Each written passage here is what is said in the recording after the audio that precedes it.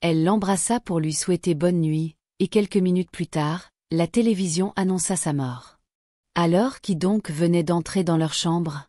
Chibuikem Okori était l'homme que beaucoup enviaient. Beau à 46 ans, intelligent, doux de parole, prospère au marché international d'Alaba, et doté d'un cœur généreux. Pourtant, sous tout ce charme vivait un homme dont la vie amoureuse n'avait été que souffrance. Son seul défaut était d'aimer trop profondément et de faire confiance trop aveuglément. Sa première grande blessure d'amour commença à l'université. Chibuikem tomba amoureux d'une fille qui jouait la douceur mais l'utilisait à chaque occasion. Quand elle le supplia de passer l'examen à sa place, il accepta, juste pour la rendre heureuse. Cette unique décision détruisit son avenir.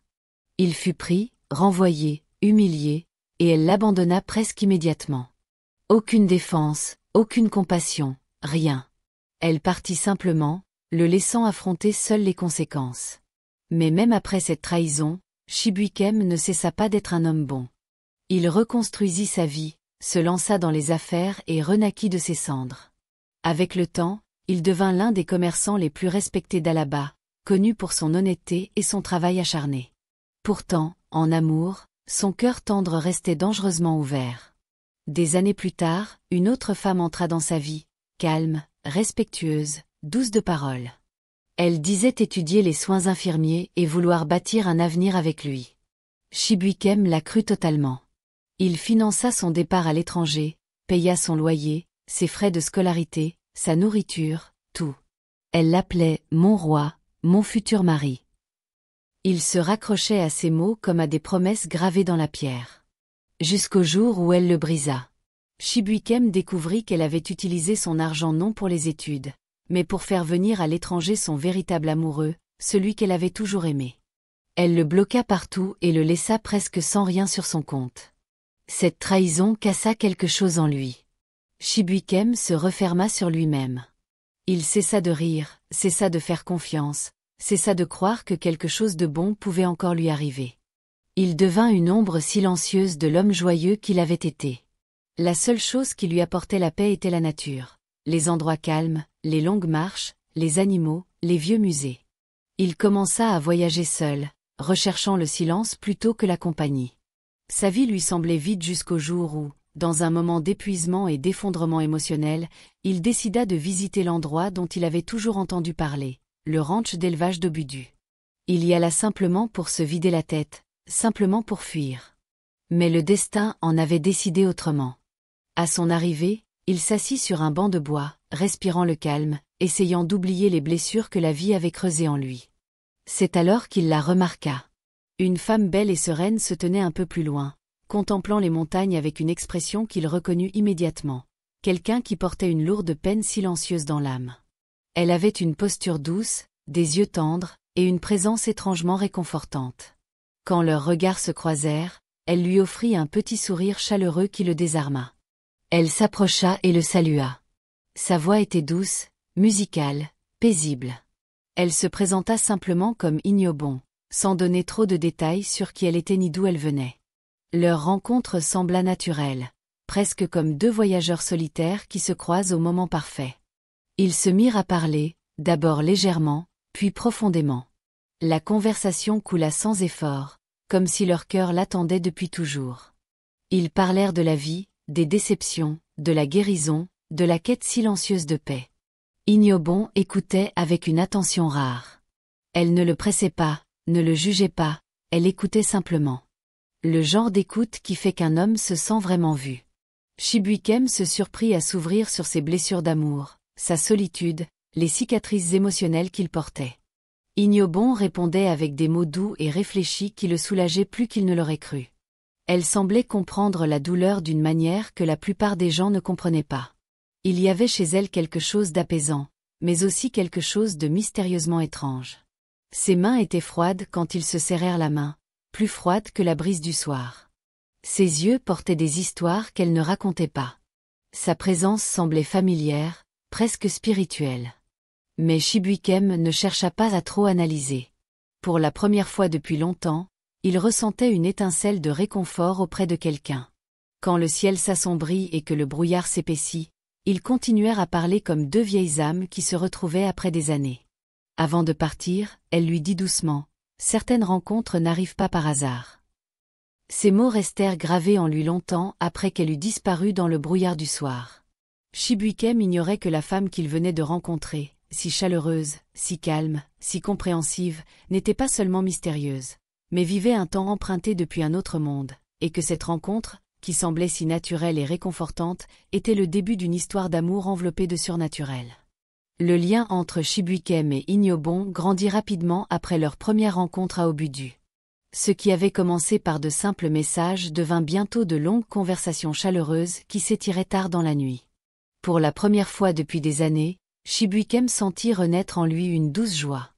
Inyobon avait une présence calme et apaisante qui touchait quelque chose en lui qu'il croyait mort. Il parlait tous les jours de la vie, des cœurs brisés, des rêves, et des petites choses qui les faisaient sourire.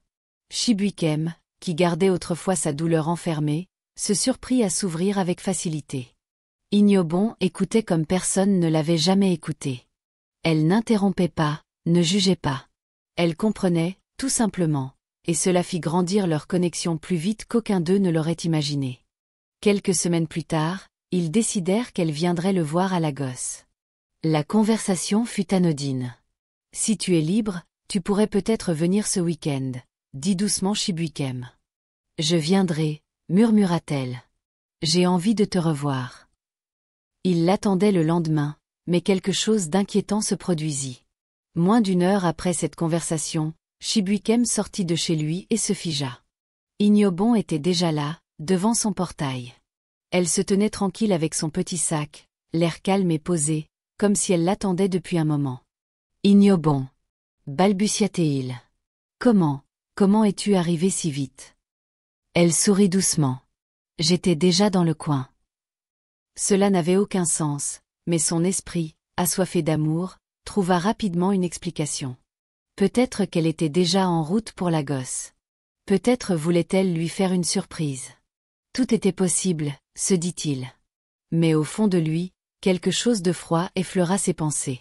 Puis vint le deuxième signe étrange. Il ne lui avait jamais donné son adresse exacte. Il ouvrit la bouche pour poser la question, mais l'amour fit taire ses soupçons. Il se convainquit qu'elle avait dû demander à quelqu'un ou utiliser la localisation des appels. Cette nuit-là, un autre signe apparut. Quand il la prit dans ses bras, son corps était extrêmement froid. Pas la froideur normale d'une climatisation à Lagos. C'était plus profond, presque glacial. Ses mains étaient comme celles de quelqu'un qui aurait tenu des blocs de glace trop longtemps. Même sa poitrine était froide. « Ini, ça va ?» demanda-t-il, inquiet. Elle força un sourire. « Oui, ça va. Mon corps est naturellement froid. » Il accepta la réponse parce qu'il voulait que ça marche, mais d'autres moments troublants suivirent. Elle évitait complètement les miroirs. À chaque fois qu'il proposait de prendre des photos ensemble, elle refusait doucement. Une autre fois ? Je ne suis pas bien aujourd'hui. Elle se déplaçait aussi sans bruit, presque trop silencieusement. Elle prépara sa soupe ensala préférée tôt le lendemain matin, mais Shibuikem ne l'entendit jamais quitter le lit, allumer le gaz ni bouger dans la cuisine. Tout semblait sans effort, trop sans effort. Pourtant, il repoussa le malaise qui grandissait en lui. Après tant de cœurs brisés, il ne voulait pas que la peur gâche ce qui ressemblait à une seconde chance parfaite. Mais au fond, il sentait que quelque chose n'était pas normal. Il s'accrocha cependant à l'amour, aveugle à la vérité qui se dévoilait autour de lui. Les semaines qui suivirent la visite d'Inyobon à Lagos furent parmi les plus heureuses de la vie de Shibuikem. Malgré les signes étranges, malgré les mains froides, malgré la vitesse à laquelle elle était apparue devant chez lui, il choisit de se concentrer sur ce qu'elle lui faisait ressentir. Pour la première fois depuis des années, il se réveillait en souriant. Ses journées étaient plus légères.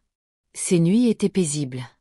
Inyobon était douce, respectueuse, profondément attentionnée, et d'une écoute exceptionnelle. Elle ne haussait jamais la voix, ne se disputait jamais, ne faisait jamais de demandes déraisonnables. Elle cuisinait pour lui, prenait constamment de ses nouvelles, le traitait comme s'il comptait vraiment.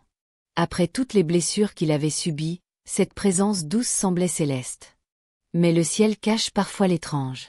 Un soir, ils se promenèrent dans le quartier. Le soleil s'était couché, les lampadaires brillaient comme de petites lunes oranges.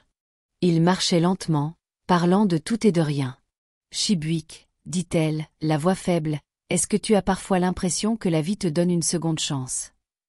Il la regarda. « Oui, depuis que je t'ai rencontré. » Elle sourit, mais ses yeux étaient lointains, comme si elle pensait à quelque chose de trop lourd à dire.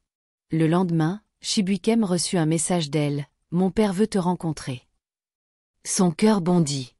Il crut que cela signifiait qu'elle était prête pour quelque chose de sérieux. Peut-être le mariage. Peut-être un avenir. Il ne connaissait pas encore toute son histoire, ni son milieu familial, ni que son père était un homme influent. Il ne connaissait pas non plus le poids caché derrière ce simple message. « D'accord, répondit-il. Choisis le jour, je viendrai. » 2 jours plus tard, ils partirent ensemble pour Calabar. Le voyage fut paisible. Ignobon était assise calmement à côté de lui, parfois lui tenant la main, parfois regardant par la fenêtre avec une expression qu'il ne savait pas déchiffrer. Son contact était froid comme toujours, mais sa présence était chaude. À leur arrivée dans la grande maison familiale, Chibuikem fut impressionné par la taille et la beauté traditionnelle du lieu. Il ne s'y attendait pas. Ignobon ne dit pas grand-chose. Elle serra simplement sa main et le guida à l'intérieur. Son père, un homme âgé et digne aux yeux pleins de sagesse, l'accueillit avec une joie surprenante. « Sois le bienvenu, mon fils », dit-il chaleureusement en l'enlaçant comme s'il le connaissait depuis toujours. Chibuikem se sentit honoré par cette gentillesse. Il ignorait qui était vraiment cet homme, l'autorité qu'il portait. Le dîner fut paisible, les conversations chaleureuses. Le chef l'apprécia immédiatement, louant son calme et son respect. Mais tout au long de la soirée, Chibuikem remarqua quelque chose d'étrange. Chaque fois qu'il se tournait vers Ignobon, elle le regardait déjà fixement, comme si elle voulait graver chaque seconde de lui dans sa mémoire, comme si elle avait peur que le temps lui échappe. Tard dans la nuit, après que tout le monde fut allé dormir, Chibuikem se sentit mal à l'aise. Quelque chose de lourd flottait dans l'air, invisible mais présent. Il repensa à tous les phénomènes étranges depuis leur rencontre. La logique lui criait que quelque chose n'allait pas, mais son cœur parlait plus fort. Et puis, la rencontre avec son père avait dissipé ses derniers doutes. Il se convainquit que l'amour n'arrive pas toujours parfait, que certaines personnes sont simplement différentes, mystérieuses, ou portent des combats invisibles. Il ignorait qu'Ignobon ne luttait pas contre son passé, mais contre ses derniers jours dans l'au-delà. Les jours passèrent à Calabar, et Chibuikem se sentit plus chez lui qu'il ne l'aurait cru. Le chef le traitait comme un fils. La maison le respectait, et la présence d'Ignobon rendait tout chaleureux et paisible. Mais sous cette surface calme, quelque chose changeait doucement. Ignobon devint étrangement collante, voulant rester près de lui tout le temps. S'il sortait de son champ de vision, ses yeux le suivaient avec une intensité particulière. Pas de la jalousie, mais quelque chose de plus profond. Comme la peur de manquer de temps. Un soir de brise légère, alors qu'ils étaient assis dans la cour à regarder la nuit tomber sur le quartier tranquille, elle se tourna brusquement vers lui. « Chibuikem, murmura-t-elle, épouse-moi. » Sans préambule, sans bégaiement nerveux, juste une douce supplique. Il cligna des yeux, surpris. « T'épouser ? Tu es sérieuse ?» Elle hocha lentement la tête, les yeux brillants sous la lumière jaune de l'ampoule. « Je ne veux pas perdre de temps. Je veux construire une vie avec toi.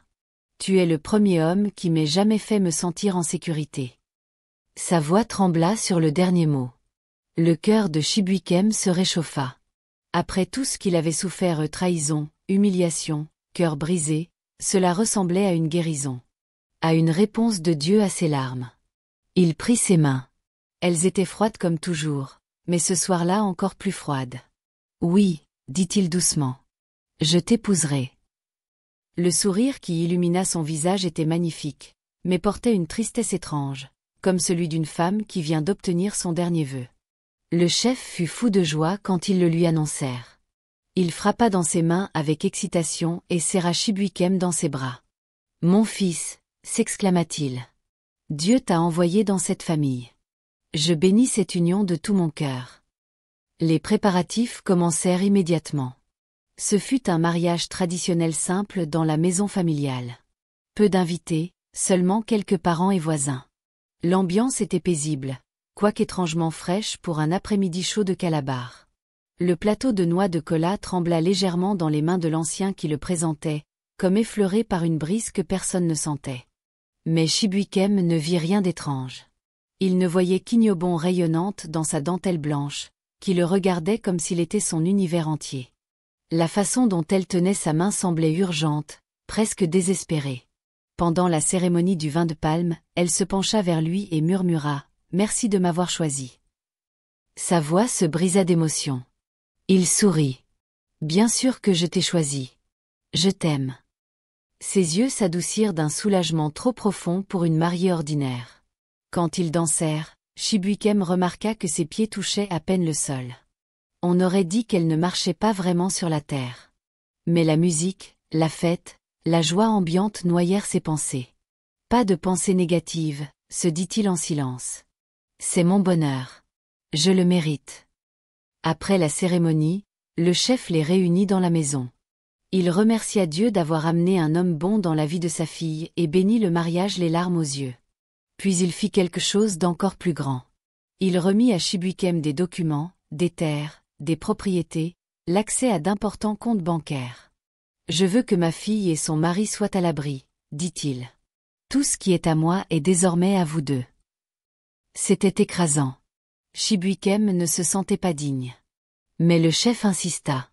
Il n'avait pas d'autre enfant, pas d'autre héritier, et il aimait sa fille plus que tout. Cette nuit-là, alors que Chibuikem était allongé près d'Ignobon dans la chambre nuptiale, il connut une joie qu'il n'avait jamais connue. Elle était blottie contre lui, la tête sur sa poitrine, son souffle froid caressant sa peau. « Tu es heureux ?» demanda-t-il doucement. Elle hocha la tête, mais sa voix était à peine audible. « Plus que tu ne peux l'imaginer, » murmura-t-elle. « C'est tout ce que je voulais. » Puis elle le serra plus fort, trop fort, comme si elle ne voulait jamais le lâcher. Chibuikem embrassa son front, ignorant que la femme qu'il venait d'épouser s'accrochait à chaque seconde parce qu'elle ne savait pas combien de temps il lui restait dans cette forme empruntée. Le voyage de noces de Chibuikem et Ignobon se déroula dans l'immense maison du père à Calabar. Une élégante demeure traditionnelle pleine de richesse, d'histoire et d'un silence inhabituel. La maison était magnifique, mais il y régnait toujours une légère froideur, comme si une présence cachée vivait dans les murs. Pourtant, Chibuikem était trop heureux pour remarquer quoi que ce soit d'anormal. Pour la première fois depuis des années, il se sentait vraiment béni. Son mariage semblait parfait. Son beau-père l'adorait, et sa nouvelle épouse le traitait avec une tendresse qu'il avait cherchée toute sa vie. Chaque matin, Ignobon se levait avant lui et préparait ses plats préférés à une vitesse incroyable. Ensala, soupe au poivre, afang, des plats qui demandent normalement du temps et des efforts étaient toujours prêts en un temps record. L'étrange, c'est que Chibuikem ne l'entendait jamais bouger. Pas de pas, pas de bruit de cuisine, pas de casserole. Comme si les repas apparaissaient simplement. Quand il en plaisanta, elle se contenta d'un petit sourire, du genre qui cache plus qu'il ne révèle. Tout au long de leur lune de miel, elle resta l'épouse parfaite, douce, paisible, attentionnée. Mais d'autres signes étranges commencèrent à apparaître, des signes qui auraient dû alerter n'importe quel homme. Mais Chibuikem, aveuglé par ce bonheur retrouvé, les repoussa. Elle ne regardait jamais dans les miroirs, pas une seule fois. Quand elle passait près d'un miroir, elle détournait subtilement les yeux ou changeait de position. Ce n'était pas théâtral. C'était discret, presque instinctif. Mais constant. Chibuikem le remarqua, mais se dit que c'était une manie. Elle se déplaçait aussi comme l'air, silencieusement, sans effort. Parfois il se retournait et la trouvait derrière lui sans avoir entendu un seul pas. D'autres fois, elle disparaissait un instant et réapparaissait aussi soudainement, comme si elle avait toujours été là. Les nuits étaient les plus troublantes. La chambre devenait souvent glaciale, même quand la climatisation était éteinte. Pas un froid normal, un froid profond qui semblait venir des murs eux-mêmes. Chibuikem se réveillait parfois en grelottant, se demandant pourquoi la température chutait autant. Mais Ignobon restait toujours calme, indifférente, dormant à côté de lui avec la même expression paisible. Il la serrait souvent dans ses bras, heureux d'avoir enfin quelqu'un à aimer, à qui se sentir proche. Mais chaque fois qu'il l'enlaçait, une petite voix intérieure lui murmurait que quelque chose n'allait pas. Il l'ignorait. Après tout ce qu'il avait enduré, trahison, honte, cœur brisé. Il ne voulait pas que la peur gâche le cadeau que Dieu lui avait enfin offert, croyait-il. Ignobon le faisait se sentir précieux, aimé, choisi. Ses émotions noyaient tous les soupçons. Même le chef ne remarquait rien d'anormal. Il aimait tendrement Chibuikem et pensait que sa fille avait enfin trouvé le bonheur. Pour lui, tout était normal. La 7e nuit dans la maison fut calme, paisible, presque trop parfaite. Chibuikem, Ignobon et son père étaient assis dans le grand salon luxueux, regardant les informations du soir sur CNN. Le grand écran plat scintillait doucement, projetant des ombres mouvantes sur les murs. L'air était à nouveau anormalement froid, mais Chibuikem s'était forcé à ne plus y prêter attention. Ignobon était assis entre eux, sa main posée doucement sur le genou de Chibuikem. Elle semblait paisible, trop paisible, les yeux fixés sur l'écran mais l'esprit visiblement ailleurs. À un moment, elle se leva lentement. « Je suis fatiguée », dit-elle dans un murmure doux. « Bonne nuit, papa. Bonne nuit, mon amour. » Elle se pencha, embrassa la tête de son père, puis les lèvres de Chibuikem légèrement. Son baiser était froid comme toujours, mais ce soir-là encore plus froid. « Bonne nuit, ma femme », répondit Chibuikem en souriant. Elle lui rendit un long sourire tendre, puis se dirigea vers le couloir menant à leur chambre. Sa chemise de nuit blanche flottait derrière elle comme une fine brume. Aucun bruit, aucun pas. Chibuikem la regarda disparaître au coin du mur, sans savoir que c'était la dernière fois qu'il la verrait marcher ainsi. Les informations continuaient en fond jusqu'à ce qu'un titre claque soudain à l'écran. Urgence. Une Nigériane retrouvée morte dans son appartement de Chicago 4 mois après son décès. Chibuikem ne prêtait pas vraiment attention au début. Il faisait défiler son téléphone, écoutant d'une oreille. Mais la phrase suivante le fit relever la tête. Les autorités ont identifié la défunte, Ignobon Eyong, 35 ans. Chibuikem se figea. Le chef, qui somnolait légèrement dans son fauteuil, se redressa d'un bond. Les deux hommes fixèrent l'écran. Le présentateur continua. Son corps a été découvert par les services municipaux après que des voisins ont signalé une odeur étrange. L'enquête révèle qu'elle est morte d'une grave congestion pulmonaire il y a plusieurs mois. Chibuikem éclata d'un rire nerveux. « Ah, papa, regarde les fake news. Ils ont encore commencé. Comment peuvent-ils dire qu'Ini est morte? Elle vient juste de partir de là. » Le chef rit aussi, faiblement, en secouant la tête. N'importe quoi. Les journalistes de nos jours. Mais à l'intérieur, quelque chose de froid et lourd s'insinua dans la poitrine de Chibuikem. Il bondit, excité. Je vais l'appeler, elle doit voir cette bêtise sur elle. Il courut dans le couloir jusqu'à leur chambre, souriant, frappant joyeusement à la porte. Bébé Ini, viens voir ça. Pas de réponse. Il ouvrit la porte. La chambre était vide. Pas juste, elle est sortie une seconde. Vide, mais d'une façon étrange, inquiétante. Le lit était parfaitement fait. L'armoire intacte. L'air lourd, froid, immobile. Ini, appela-t-il plus fort. Silence. Il vérifia la salle de bain. Rien. Le balcon. Rien. Il revint en courant au salon, transpirant malgré l'air froid. Papa, Ini n'est pas dans la chambre. Le chef fronça les sourcils et se leva. Comment ça, elle n'est pas dans la chambre? Elle vient juste de partir d'ici. Ils fouillèrent toute la maison. Chaque pièce, chaque coin, chaque couloir. Rien. Ni bruit, ni ombre, ni la moindre trace d'elle. Comme si elle s'était évaporée dans l'air. La respiration du chef devint lourde. Ignobon, appela-t-il désespérément. Ignobon, mon enfant. Aucune réponse. Chibuikem sentit son cœur cogner contre ses côtes. Une peur étrange, faite de vérités qu'il refusait d'accepter, s'infiltra en lui. À minuit, ils revinrent dans la chambre pour la 5e fois, et c'est là qu'ils la virent. Sur le lit gisait une rose fanée, sèche, morte. À côté, une lettre soigneusement pliée, écrite d'une écriture que Chibuikem reconnut immédiatement. Ses jambes fléchirent. Les mains du chef tremblaient. Chibuikem prit la lettre lentement, les doigts incontrôlables. Le papier était froid, presque glacial. À mesure qu'il lisait, chaque ligne le transperçait plus profondément. Ignobon avouait tout. Elle était morte tranquillement dans son appartement de Chicago plusieurs mois plus tôt, seule, sans que personne ne s'en rende compte. Une congestion pulmonaire l'avait emportée dans son sommeil. Quand les voisins avaient enfin signalé quelque chose, il était trop tard. Son corps était resté là jusqu'à ce que les autorités forcent la porte. Elle écrivait que son esprit errait sans repos, cherchant la paix, jusqu'à ce qu'elle rencontre Chibuikem à Obudu. Sa solitude l'avait appelée. Son cœur brisé l'avait attirée. Sa gentillesse lui avait donné une force qu'elle n'avait plus. Elle voulait ressentir l'amour, ne serait-ce que pour un bref moment emprunté, et Dieu lui avait accordé cette dernière miséricorde. « Je ne suis pas venue pour te faire du mal », écrivait-elle. « Je voulais seulement me sentir aimée avant de disparaître pour toujours. Tu as été ma dernière joie, Chibuikem. Mon dernier refuge. » Des larmes tombèrent sur la lettre, brouillant l'encre. La poitrine de Chibuikem se serra jusqu'à l'étouffement. Le chef s'effondra sur le lit, secoué de sanglots. « Mon enfant, ma seule enfant. » Sa voix se brisa en 1000 morceaux. La maison sombra dans un silence profond, seulement brisé par le son de 2 cœurs qui se fracassaient en même temps. À l'aube, Chibuikem fit ses bagages.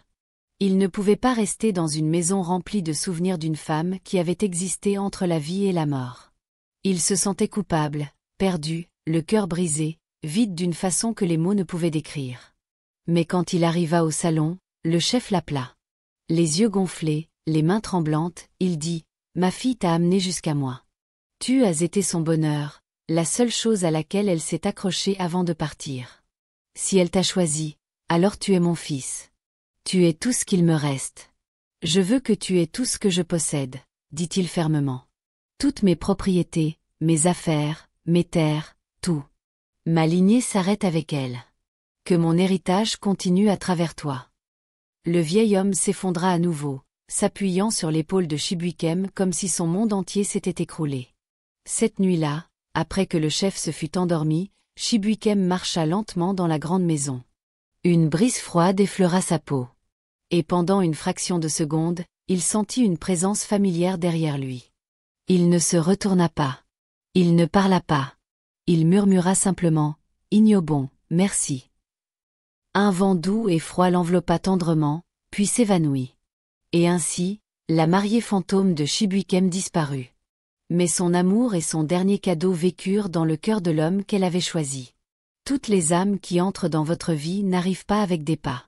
Certaines viennent en silence, avec un but que seul le destin comprend. Quand l'amour vous trouve enfin, il ne se présente peut-être pas sous la forme que vous attendiez. Le reconnaîtrez-vous? Et parfois, ceux qui nous guérissent le plus sont ceux qui n'étaient pas destinés à rester pour toujours. Je vous pose la question, à vous qui écoutez. Si un esprit vous aimait sincèrement, vous protégeait, ne vous faisait jamais de mal, fuiriez-vous quand même? Ou accepteriez-vous cet amour, même s'il venait de l'autre côté? Dites-le moi en commentaire, j'ai vraiment envie de savoir ce que vous en pensez.